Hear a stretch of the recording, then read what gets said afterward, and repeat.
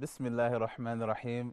Assalamu alaikum wa rahmatullahi wa barakatuh. Welcome back, dear viewers, for another episode of Gates of Goodness, where every night during this blessed month of Ramadan, we'll be discovering new ways to enjoin upon goodness and increase in nearness to Allah subhanahu wa ta'ala and find ways to maximize our blessings during this month of Ramadan. I am your host, Youssef Kromah, and today we'll be talking about something very, very important, which is the prophetic Sunnah. As Allah Ta'ala said in the Quran, قُلْ إِن كُنْتُمْ تُحِبُّونَ اللَّهَ فَاتَّبِعُونِي يُحْبِبُكُمُ اللَّهُ وَيَغْفِرْ لَكُمْ ذُنُوبَكُمْ. Allah Subhanahu wa Ta'ala says, if you love Allah, if you truly love God, if you truly love your Creator, then follow me. He told the Prophet Muhammad Sallallahu Alaihi Wasallam to say this. So if you truly love Allah, then follow the Prophet Muhammad Sallallahu Alaihi Wasallam. Allah will love you back, and He will forgive you of all your sins. He will forgive you of all your transgressions just by following the Prophet Muhammad Sallallahu Alaihi Wasallam. And before we get too deeply into this matter, I would like to introduce our noble guest, Sheikh Kareem Adib, who is a teacher. He is also a former Huda presenter of a show called Distress, and he graduated from American University in economics and business. We want to greet the Sheikh with the greetings of Jannah. Assalamu alaikum wa rahmatullahi wa barakatuh. Wa alaikum assalam wa rahmatullahi wa barakatuh. Alhamdulillah, it's really good to have you back. How are you? It's always a pleasure to be here. MashaAllah, tabarakallah. How is your Ramadan coming on so far? It's good. I thought it would be much harder with the heat, but alhamdulillah, Allah made it easy. It's very easy. Alhamdulillah. This is my first Ramadan in Egypt. Alhamdulillah, it's been going very, very well. Yeah, I think in Egypt, the overall atmosphere is pretty nice. Allah, alhamdulillah. Hello, khalis. Hello, khalis. Next up, I want to introduce our noble guest, the veteran of the show, Brother Idris Sora. Assalamu alaikum wa rahmatullah. Wa alaikum salam wa rahmatullah. As always, it's a pleasure, and I look forward to the topic. I think it's a good topic. Alhamdulillah, very good. I was very excited when I read the topic, mashallah.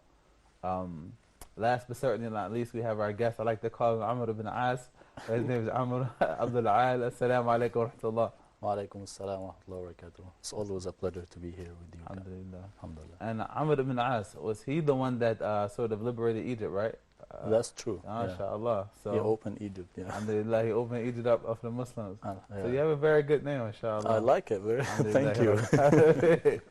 May Allah put that on your mizan as well, just for the name.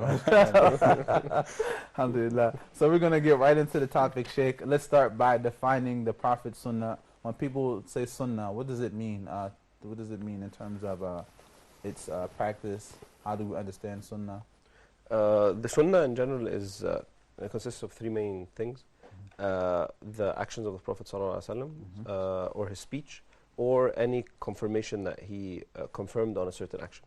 Okay. And the Prophet ﷺ might have seen somebody doing something, or and then he confirms this, says this is good, or carry on doing that, or he sees something which he dislikes, and then he says you need to stop doing this. So it's either one of the three, his actions or his sayings, or a confirmation, or if he sees something and he does not comment, then again, this is a sign that he's pleased with it. The Prophet ﷺ, different than the rest of us, if we see something wrong, maybe in some times we might not be able to speak out, but the Prophet ﷺ, because he is the Prophet, then if something happens in front of him and it's not in the correct path, he will speak out. So if the Prophet ﷺ sees something going on continuously and he does not call it out, then this is a confirmation that this is something which is acceptable in Islam. So it's one of the three things, and this is the Sunnah, which is a lot of time people use the word Hadith as interchangeably with the Sunnah, but they're different. The Hadith is the narration or the transmission of the Sunnah to us through the Hadith. Hadith, which is translated to the talk or the life of the Prophet ﷺ, and his Sunnah is his way. Okay. So the way of the Prophet ﷺ is the Sunnah, and the Hadith is the transmission of the Sunnah. Okay. So we use them interchangeably, which is fine, but technically there's a small difference. Okay, and there's an ayah where Allah subhanahu wa ta'ala says, وَمَن يَنْتِقُ عَنِ الْحَوَىٰ إِنْ هُوَ إِلَّا وَحْيٌ يُوحَىٰ, that he doesn't speak of his own desires, rather it's wahi. So how does that correlate with the Sunnah, our understanding of the Sunnah? The difference between the Sunnah and the Quran, the Quran is the word of Allah subhanahu wa ta'ala, and the Prophet ﷺ, Allah subhanahu wa ta'ala spoke it to Jibreel, Jibreel transferred it to the Prophet ﷺ, and the Prophet ﷺ reads it out to us exactly as is. There's no change, there's no meanings in it. This is the word of Allah subhanahu wa ta'ala, exactly as Allah subhanahu wa ta'ala spoke it. The Sunnah is wahi, revelation to the Prophet ﷺ from Allah subhanahu wa ta'ala, and the Prophet ﷺ gives the meaning. He talks about the gist of what Allah subhanahu wa ta'ala told him. Allah subhanahu wa ta'ala tells him, say this, so he tells us, but it's the word of the Prophet ﷺ.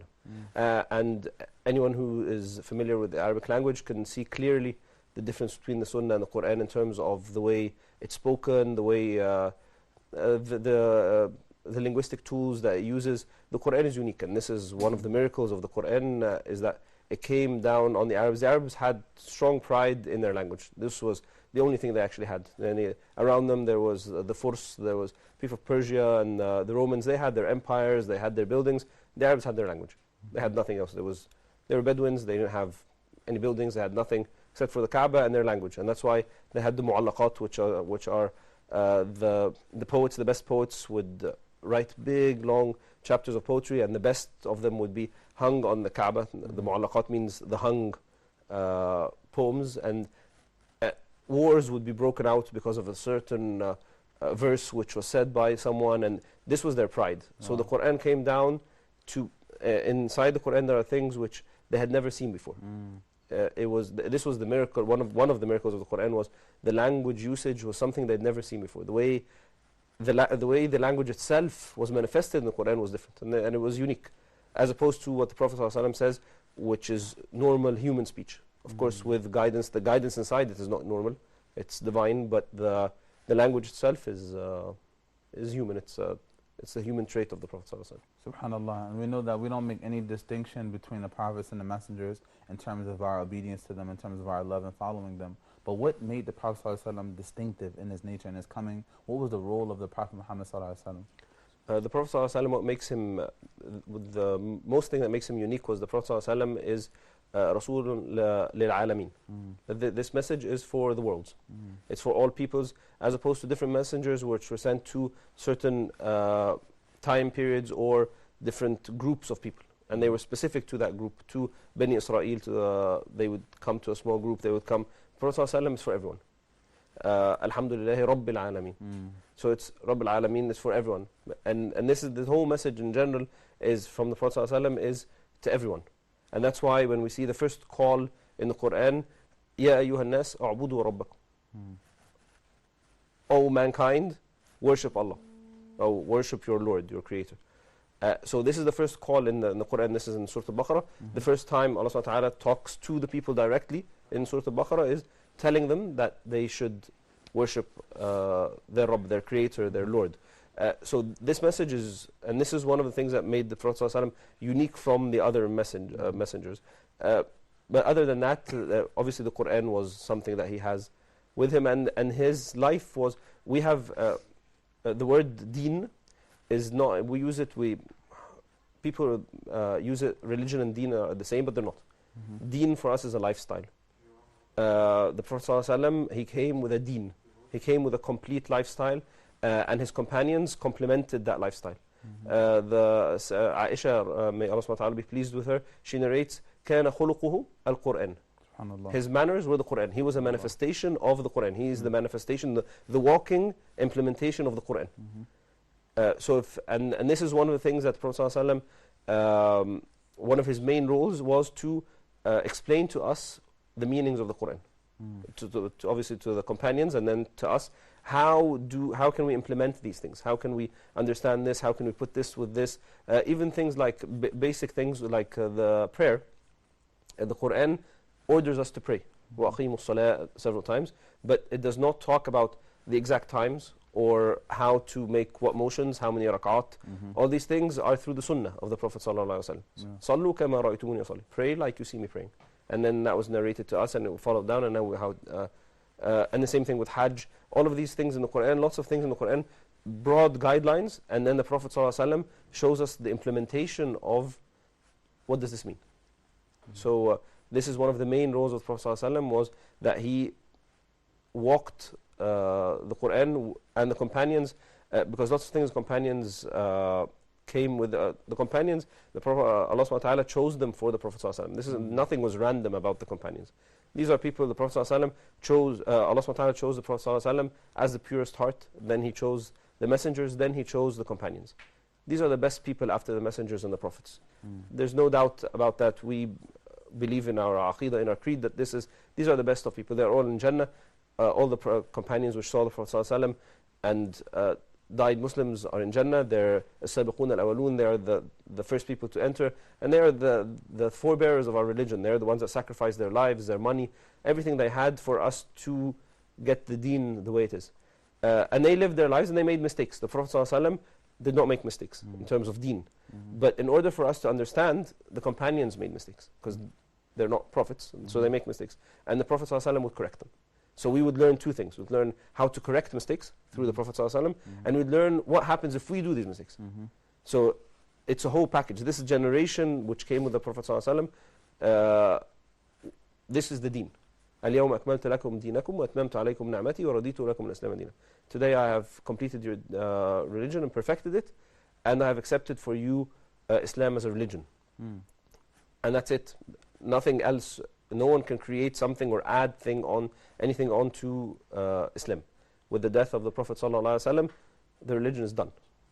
He has perfected it, and anything which goes against his sunnah, his way of life, is not something that Allah subhanahu wa ta'ala wants. If he wanted it, he would have done it through the Prophet ﷺ.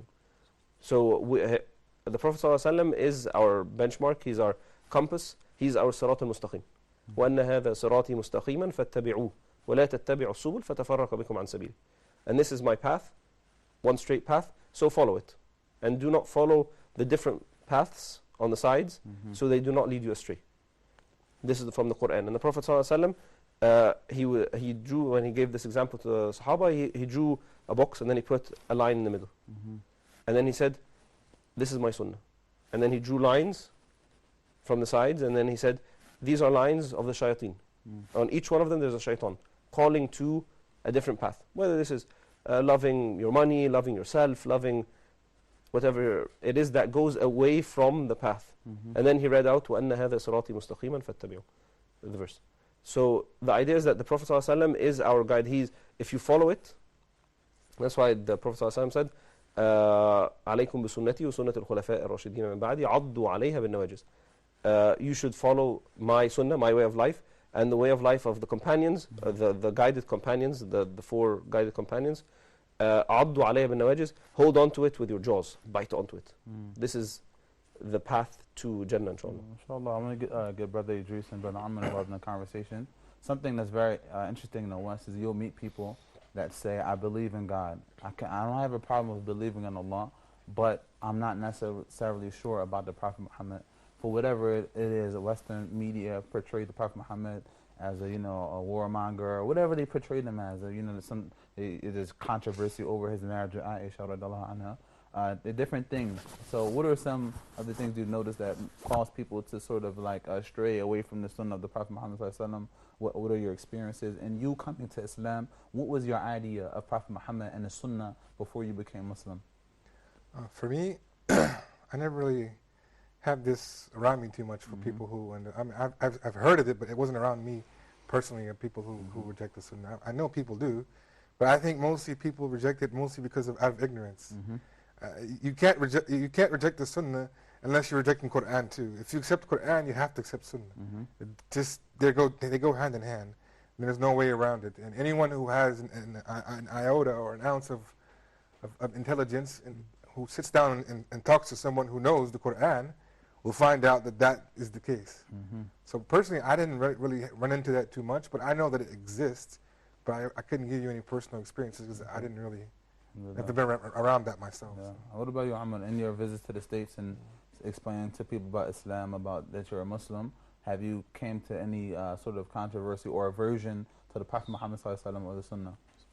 Yeah, I had one incident happen to me even before I go to the States. I was talking to someone through the internet. He was from the UK, and then he told me he's a Muslim, but he doesn't believe in Sunnah.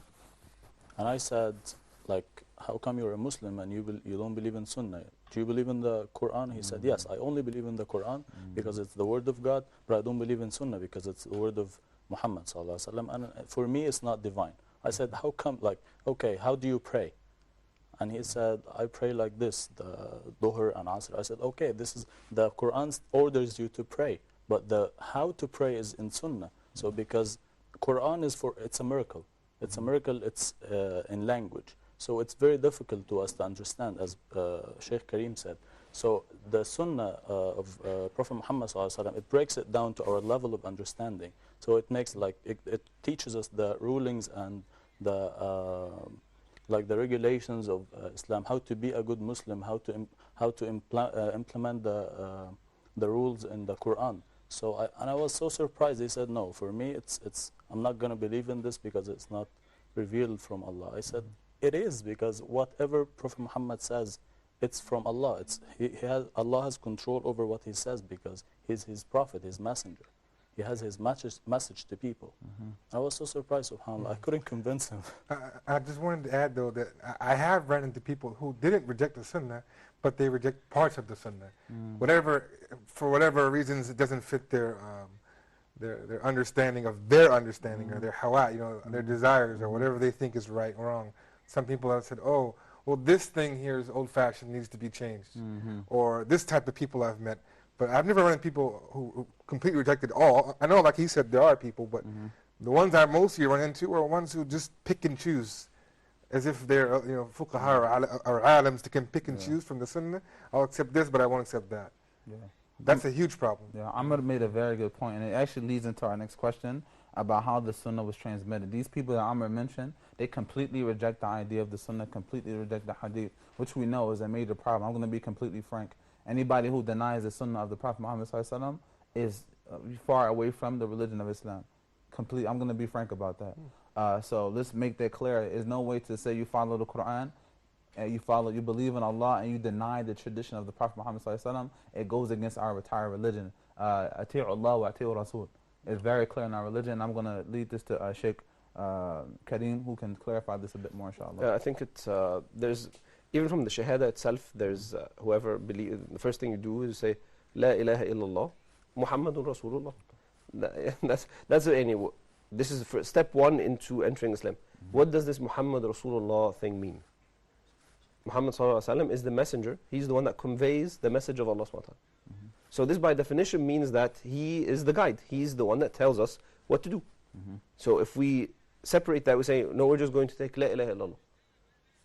Then we've already negated the whole idea of the Shahada, which is without Shahada there's nothing. This is the first thing. And then the people who say that they believe in the Quran itself, without the Sunnah. The Quran itself says that we have to follow the Prophet sallallahu alaihi wasallam. وَمَا أَتَاكُمُ الرَّسُولُ فَخُذُوا وَمَا نَهَاكُمْ عَنْهُ فَانْتَهُوا. And what the Prophet sallallahu alaihi wasallam has provided you, you have to take it. And what he has forbidden from you, you stop it. وَمَن يُطِعِ الرَّسُولُ فَقَدْ أَطَاعَ اللَّهِ. And whoever obeys the Prophet sallallahu alaihi wasallam, it's as if he obeys Allah subhanahu wa ta'ala. This is Quran. So what are you going to do with these verses? They disappeared. Allah subhanahu wa ta'ala tells you to obey the Prophet sallallahu alaihi wasallam. And if you obey him, it's as if you've obeyed Allah subhanahu wa ta'ala in terms of ibadat. And then you say, no, we're not going to take that part.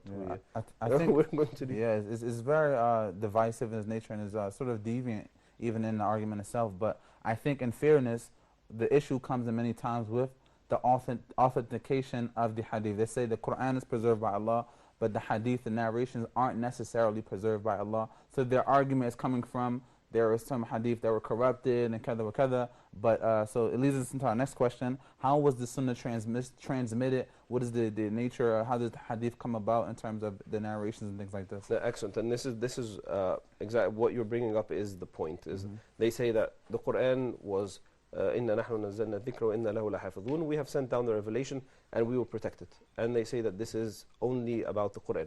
Even though this is not, lots of mufassirin talk about that this is for the Quran and the Sunnah together. So this is one thing. The other thing is that how was the Quran transmitted to us?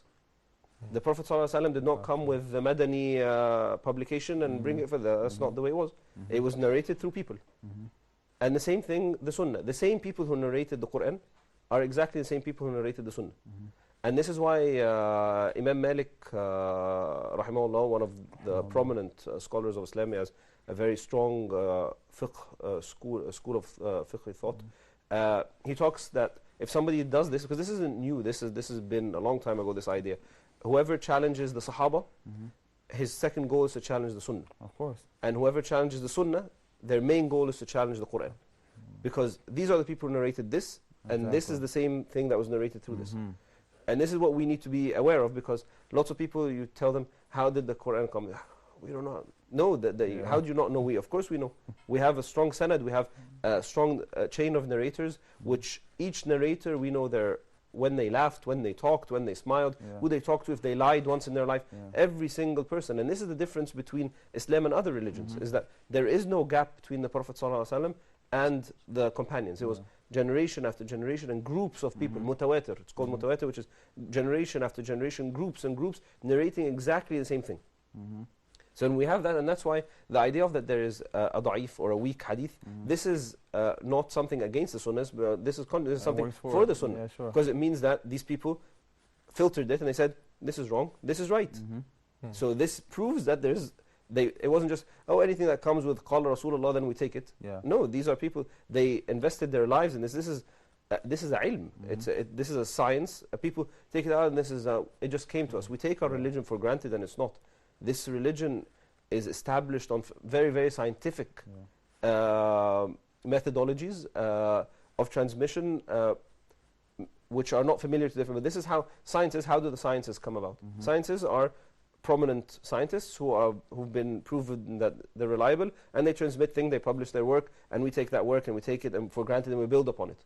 And this is the way, the same thing in the Sunnah, the Prophet ﷺ spoke, the Sahaba, the companions, they narrated that to the second generation, to the third, until it reaches us. And then if something was mixed up, and there's one of the misconceptions is that the Sunnah was not written in the time of the Prophet ﷺ. It was. It was written in a different way than the Quran, but it was written. The Prophet ﷺ made them write it as well.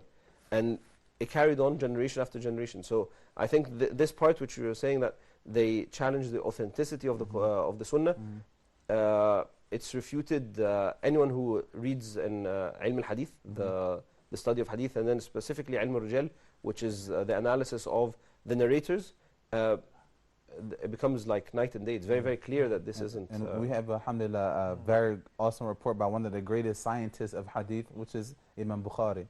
Alhamdulillah. So dear viewers, we're going to pause for a break with a report from Imam Bukhari, about Imam Bukhari, inshallah ta'ala, and we'll be back very shortly. Assalamu alaikum wa rahmatullah.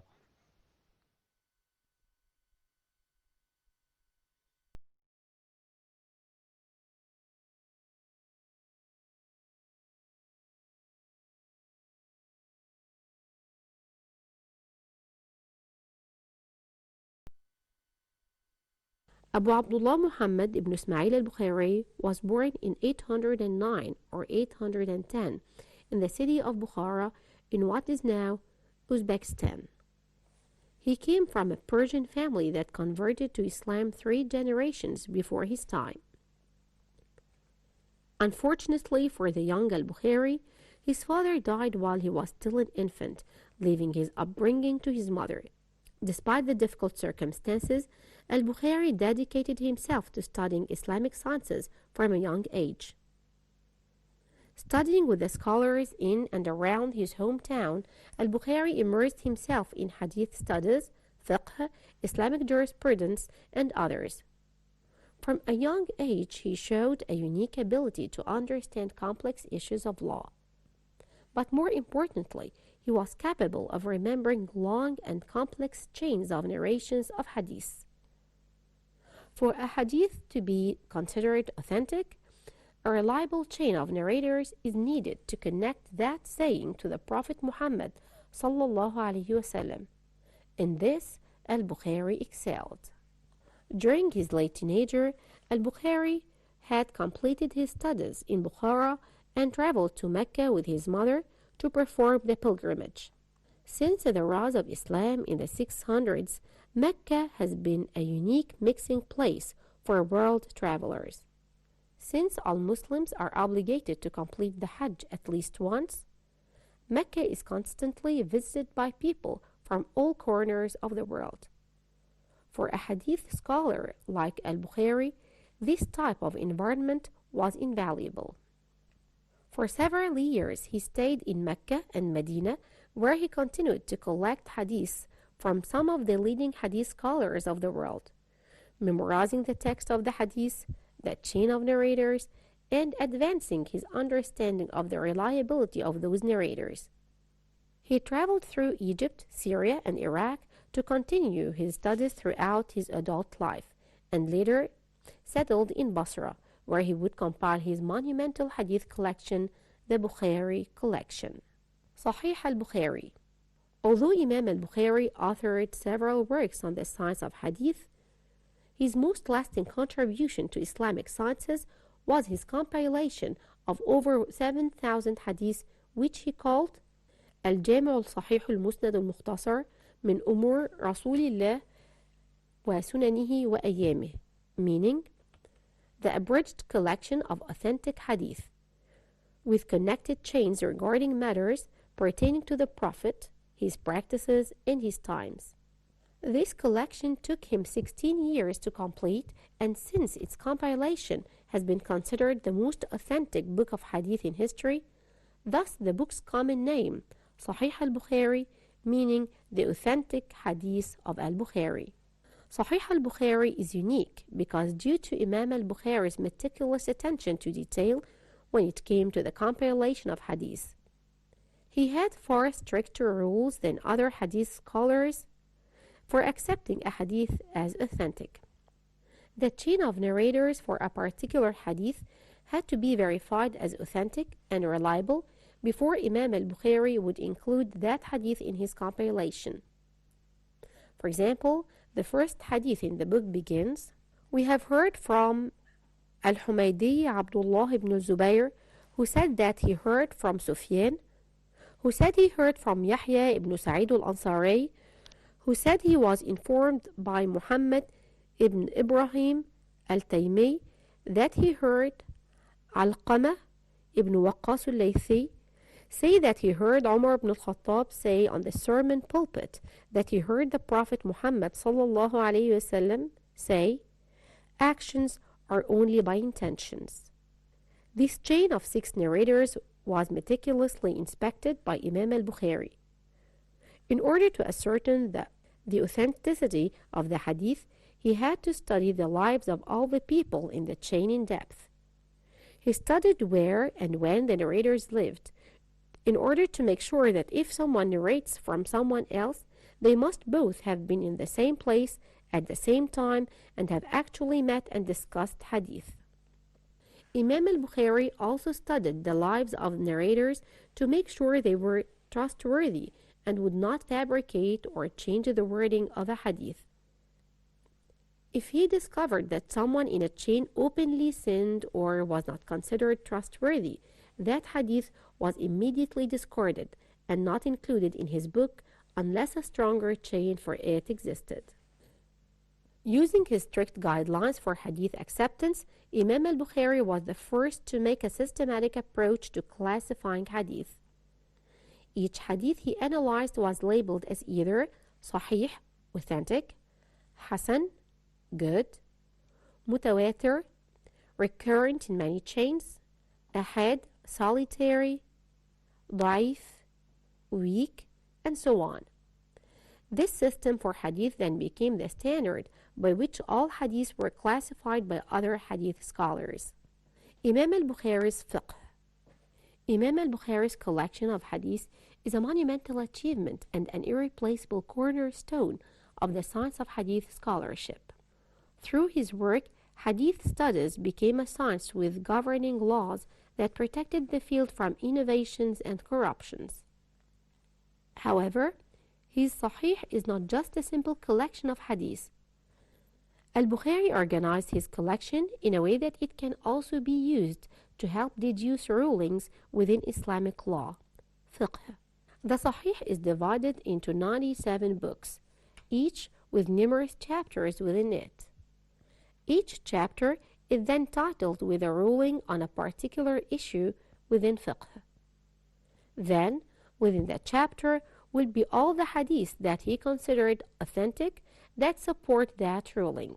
For example, the chapter about extra prayer during the month of Ramadan, Taraweeh, is titled The Superiority of Extra Prayers at Night in Ramadan, and it contains 6 sayings of the Prophet, peace be upon him, that indicate how important the Taraweeh prayer is.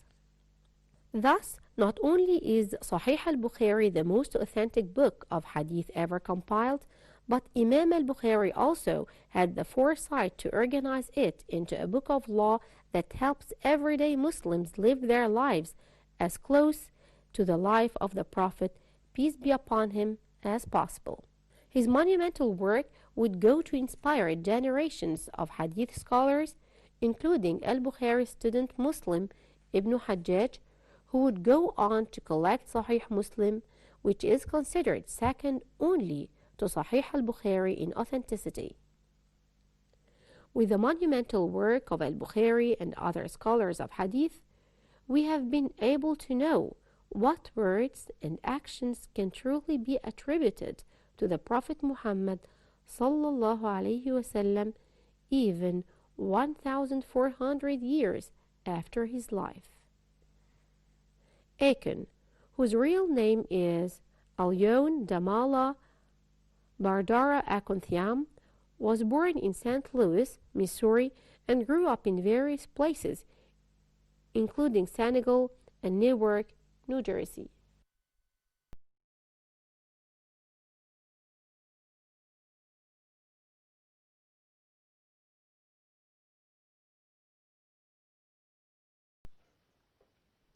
Assalamu alaikum wa rahmatullahi wa barakatuh. Welcome back to our episode of Gates of Goodness, where today we are talking about the prophetic tradition. So alhamdulillah, just to talk about the video, we're talking about the transmission of the hadith, and the report did an awesome job of clarifying the transmission of hadith. And just to share a story, I love Imam Bukhari so much.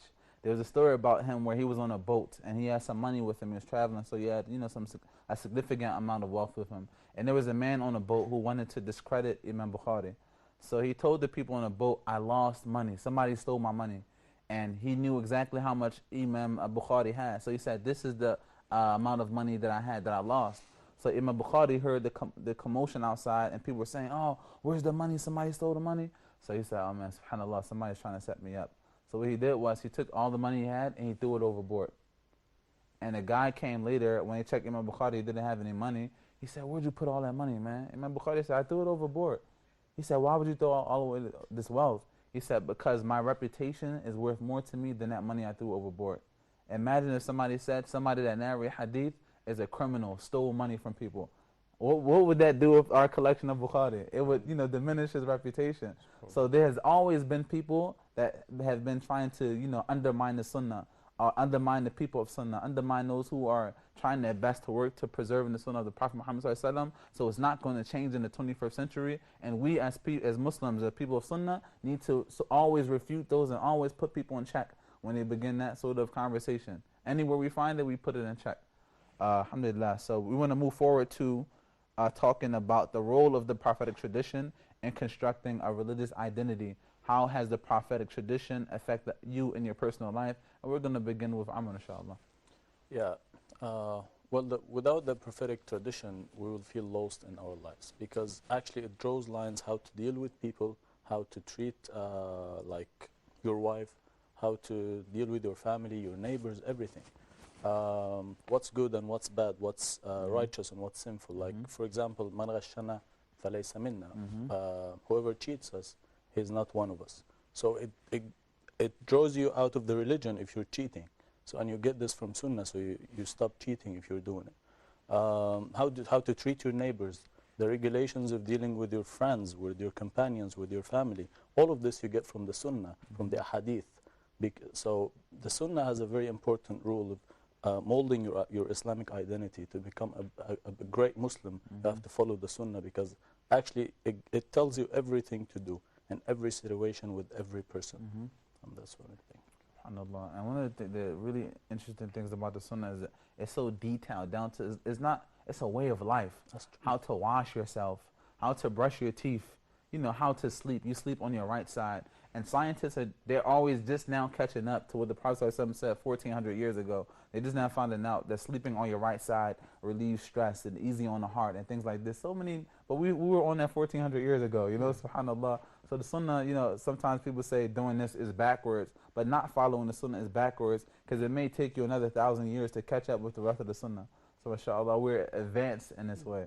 Sheikh Kareem, and then we're going to go to Brother Idris.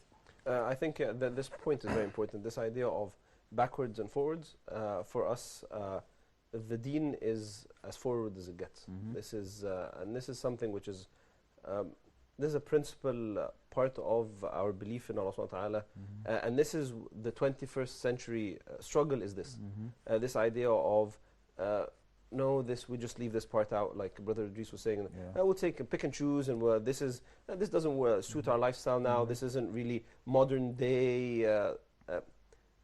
Our job as Muslims, our only job as Muslims, is to be servants and slaves to Allah subhanahu wa ta'ala. وَمَا خَلَقْتُ الْجِنَّ وَالْإِنسَ إِلَّا لِيَعْبُدُونَ. I've only created the jinn and the ins, the people, so that they worship me. This is Allah subhanahu wa ta'ala in the Quran. And this is our only job. If we do it well, we get into Jannah. We don't do it well, then we don't get into Jannah. It's pretty simple. The equation is pretty clear. How do we worship Allah subhanahu wa ta'ala? By obeying His commands through His Messenger sallallahu alayhi wa sallam. And forwards and backwards and good and bad, these are relative terms. And this is why religion comes down to put out these gray zones, to make it very clear. And that's why lots of times the Prophet sallallahu alayhi wa sallam, in the Quran, when it's talking about the Prophet sallallahu alayhi wa sallam, or talking about the Quran itself, talks about dhulumat wa nur, darkness and light. And that the Prophet ﷺ himself is a light, or that the Quran is a light. This idea of without this there's darkness, and with the deen there's light, there's guidance. And this is something every Muslim needs to put right in front of them. This has to be there in their households, in their hearts. This is a core belief that our only salvation is through Allah subhanahu wa ta'ala. Our only freedom is through Allah subhanahu wa ta'ala. And this is done through the Messenger sallallahu alayhi wa sallam. This idea of, this is a bit off track, but this idea of slavery and submitting ourselves to Allah subhanahu wa ta'ala, this is the highest level that you can reach as a human being. Letting go of everything, submitting yourself completely to Allah subhanahu wa ta'ala, submitting yourself to the Sunnah completely. وَمَا كَانَ لِمُؤْمِنٍ وَلَا مُؤْمِنَةٍ إِذَا قَضَى اللَّهُ وَرَسُولُهُ أَمْرًا أَن يَكُونَ لَهُمُ الْخِيَرَةُ مِنْ أَمْرِهِمْ. And it is not for any believer, man or woman, if Allah subhanahu wa ta'ala has decreed something, or His Prophet has decided upon something, that they have a choice. That's it, there's no choice. This is something that the Prophet ﷺ has said, وَمَا أَتَاكُمُ الرَّسُولُ فَخُذُوهُ. This is what the Prophet ﷺ has ordered, then we take it. Scientists approve it, they don't approve, they've caught up, they haven't caught up, this isn't our deal. This is very nice, this scientific miracles of the Quran and the Sunnah, this is very nice to help maybe make sure that, to make us more steadfast, or if you're not a Muslim, wow, these guys have this stuff, this is very cool. But for us, even if they don't discover it, we know that this is the right path. It's sufficient for us. It's sufficient. It's sufficient that the Prophet ﷺ, is this authentic hadith? Yes. Is this Quran? Yes. What does it say? قَالُوا سَمِعْنَا وَأَطَعْنَا. We heard, and we're going to follow and obey. This is what we should be doing as Muslims. We need to obey the Prophet ﷺ and Allah subhanahu wa ta'ala through the Prophet sallallahu alaihi wasallam. So I think this is very important, that this is how our lives will change through the Prophet sallallahu alaihi wasallam. And like Amr was saying, his life was a complete lifestyle. He was the middle ground. He was neither too tough to the extent that people break away from him, or too lenient, because he is guided by Allah subhanahu wa ta'ala. So his life with his neighbors, من كان يؤمن بالله واليوم الآخر فليكرم جاره. Whoever truly believes in Allah subhanahu wa ta'ala and the day of judgment, then he needs to be kind to his neighbors. فليكرم ضيفه. He needs to be generous with his visitors. This is in dealings with people around you. And then in the way he deals with his wives, and the Prophet Sayyidah Aisha narrates that he would stay and he would play with them in the household. He would help in cooking. He would sew his clothes. But then when the time of prayer comes, كأنه لا نعرفه ولا يعرفنا, as if we don't know him. He would get up and he would go to prayer. This is very friendly. And with Al-Hasan al-Hussein radiallahu anhum, his grandchildren, he would put them on his back and he would ride with them, and he'd say, he would say that the best camel is the best ride is your ride, and the best riders are you. And he would be riding with them, and the way he would deal with kids, he would stop and he would play with them. With his friends, he would joke around. وَكَانَ لَا يَقُولْ إِلَّا صِدْقًا. He would say nothing except for the truth. So he would talk, he would joke around, and he's done this a lot. There's lots of narrations of how the Prophet ﷺ would joke with his companions. With Aisha radiallahu anha, the very famous narration when he was traveling with the companions and he told them to move ahead. And Aisha is narrating this, and she was younger, and then he made a race with Aisha, and she beat him. Aisha radiallahu anha, she beat the Prophet sallallahu alaihi wasallam. And then the Prophet sallallahu alaihi wasallam waited many years, and then she narrates until she gained some weight, as she narrates. And then the same thing happened. They were traveling, told the companions to move along, and then he raced her again, and then he told her, "Hadihi bitilk." This one is for the one when you beat me. Then, so this he joked around. He lived a very human life in terms of he was the كان خلقه القرآن. He was the manifestation. He was the implementation of the Quran. So the way he dealt with his companions, with his friends, with his neighbors, with the enemies, how all of these things that we need to take from the Sunnah. من كان يؤمن بالله واليوم الآخر فليقل خيرا أو ليصمت. They should either speak good or they should be quiet. All of these things are things which it shapes us as human beings. It makes us, all of these etiquette or manners, all of these things, when we look at them from the way the Prophet ﷺ, even the way he eats, the basic manners of eating. Yeah, sure. How he would eat, he wouldn't grab all the food like 3 fingers, and he would eat from what's in front of him. All of these things, how he sat when he ate, how he'd wash his hands after it. These are, or he'd lick his fingers and then he'd wash his hands. All of these things are the way he would not use water excessively when doing wudu. All of these things now, they're talking about them now. The Prophet ﷺ, he even talked that if there's a river running by and you're making wudu, that you should conserve water. Now they're talking about wasting water and how resources. Right, exactly. This is stuff, but because he's guided. The Prophet ﷺ is not a normal human being in terms of the way he practices his deen. He's guided from the Prophet ﷺ, from Allah subhanahu wa ta'ala. So, mashallah, we have a call from Ismail from Egypt. Assalamu alaikum wa rahmatullah. Wa alaikum salam wa rahmatullahi wa barakatuh. How are you, brother? I'm good. How are you, brothers? Mashallah, very well. Do you have something to contribute or a question to ask? Yeah, my contribution is about the Sunnah that you're talking about, actually. It's a very much important, topic today, because as the Sheikh has been saying there, the Sunnah is actually the right, picture of all that is revealed to the Holy Prophet, because we follow him according to his action, the way he speaks, the way he did things. So actually, the Quran itself, has been put in exercise by the Holy Prophet, peace be upon him. So I mean, when we want to take from the right source to practice our religion, we always refer to the Holy Prophet. The Quran doesn't speak by itself. The Quran doesn't offer any action by itself. But the Prophet acted according to the Quran and according to some of the sayings and some of the actions that actually God inspired to him, which are not put in the Quran. They are called the Hadith al-Qudsi.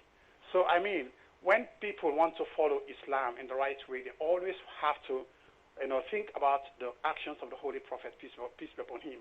So I really, really feel so happy when I follow this program, and I thank everybody there who is actually giving us all this kind of information about what we should do as Muslims. Because if we do not follow the Sunnah of the Holy Prophet, who else can we follow?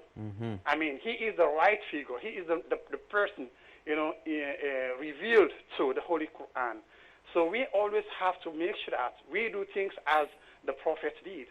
Like the Sheikh said there, the way we eat, the way we speak to the people, the way we receive our strangers, all these things, they will be accounted for in the day of judgment. Thank you so much, and God bless you. Alhamdulillah, barakallahu feekum, brother Ismail, for that very short khutbah.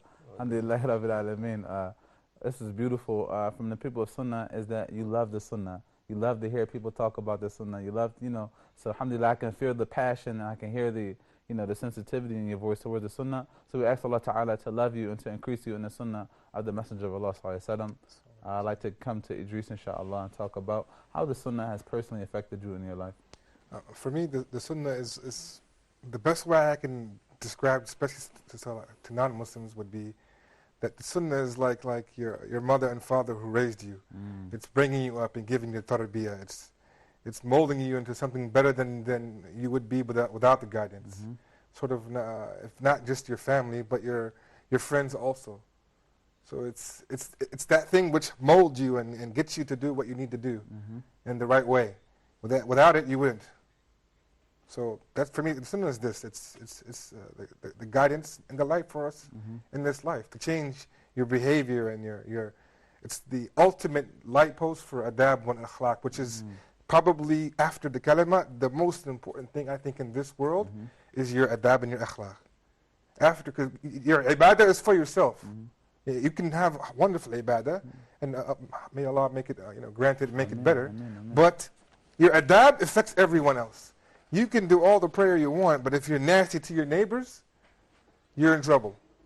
So I think your adab and akhlaq, which is in this day and age where the Muslims is so neglected. We don't pay attention how what we do affects other people, especially in this part of the world. It's a sort of a nafsi, like when it comes to actions. They don't really care how what they do affects their neighbors, or on the road, or in the car. People will smoke a cigarette in the car and blow smoke in your face. Come on, man. They don't think how it affects other people. So I think this is one of the things that we have to focus on changing if we're going to be successful people, is following the Sunnah. And this guidance comes from the Sunnah. Just generally caring about what other people and how what you do affects them will take you from a troubled life to an amazing life. And it will help your well-being inside also. Yeah. Alhamdulillah, we're out of time, but I would like Sheikh Kareem to just close on this notion that the Prophet ﷺ said that I have not come except to perfect akhlaq. So I just want you to shortly close, inshallah ta'ala, with some talk about that idea within itself, perfecting our akhlaq. The Prophet ﷺ came to perfect the akhlaq, and he said, أَقْرَبُكُم مِّنِّي مَنْزِلًا يَوْمَ الْقِيَامَةِ أَحْسَنُكُمْ أَخْلَاقًا. The nearest of you to me on the Day of Judgment will be the best of you in terms of manner. And he said, خَيْرُكُمْ خَيْرُكُمْ لِأَهْلِ. The best of you is the best of you to their families.